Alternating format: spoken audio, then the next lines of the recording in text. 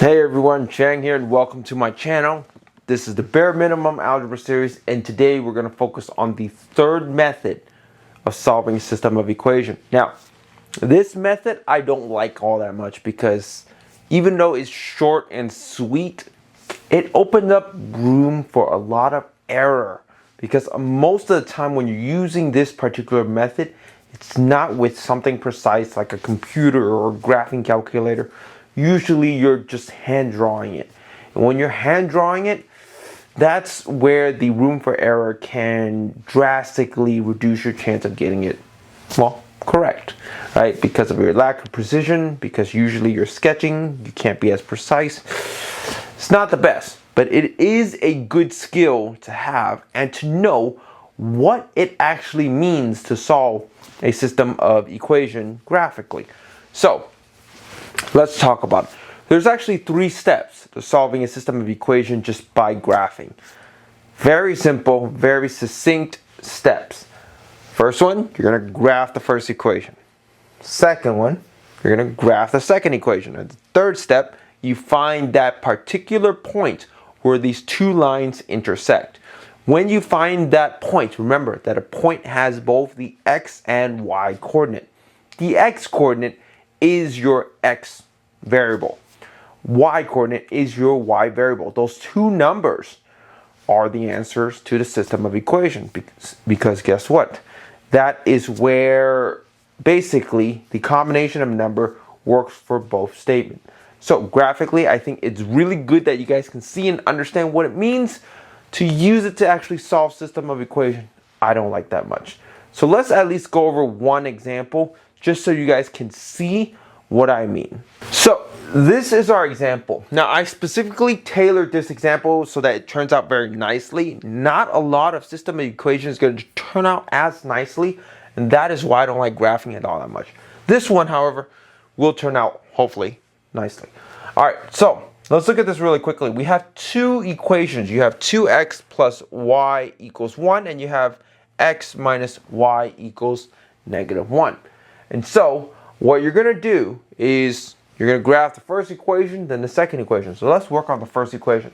This one right here, you can convert it into y equals mx plus b because it's just a lot easier, right? If not, you can always just plug in points and see what happens. Plug in for x and then solve for y, or plug in for y and solve for x and get 2 points. Once you get those 2 points, you draw a line through it. You basically have your graph of the first equation. So let's look at this really quickly.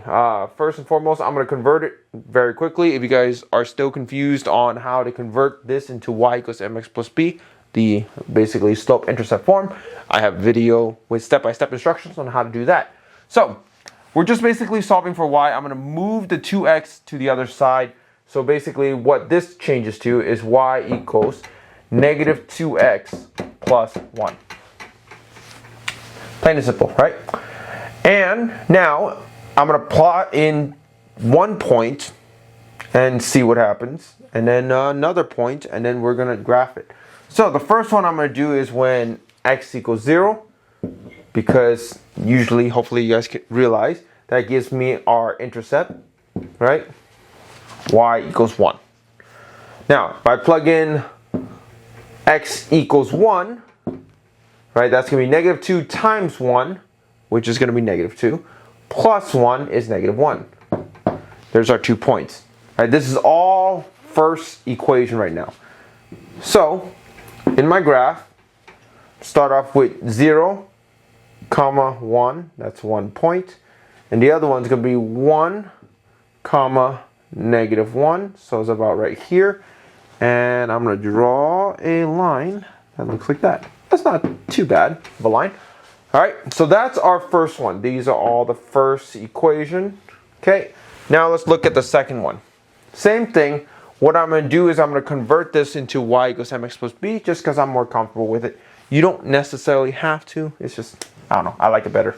So, this one, if I convert it, it's going to be y equals, I'm going to move y over here, move negative 1 over, and that's going to be x plus 1.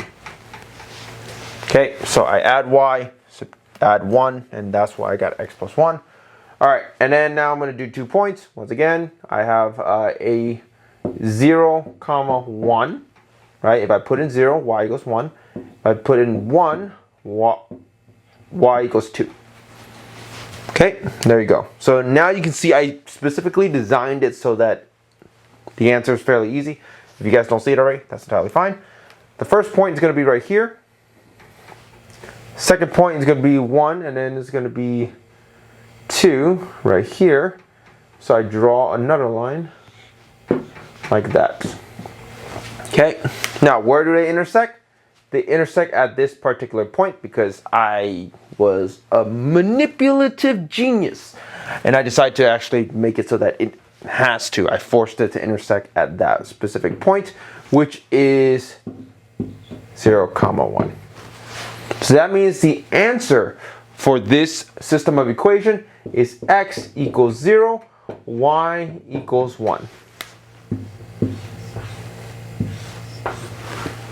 Okay, plain and simple. That's how you would solve a system of equation with graphing. All right, so there you have it, that system of equation using graphing. The example is a little bit cheating in my opinion because I specifically designed that system of equation so that the answer is nice and simple. It was already there. You guys can see where the point of intersection is. Great, wonderful. Most of the time system of equation are not like that, especially when you start working with nasty numbers that goes into decimal or fractions and so on and so forth, and then trying to eyeball and see what the answer is, not the best. So at least you know how to graph a system of equation. You know what the intersection means, and I think that overall is a win.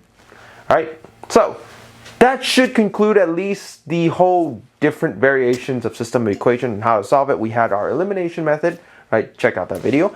We have our substitution method, check out that. And now we finally have our graphing method, and there you have it, right? So the next video, I'm going to relate it to system of equation, except for let's at least make this into a better use than just, me ranting about how much I don't like it, right?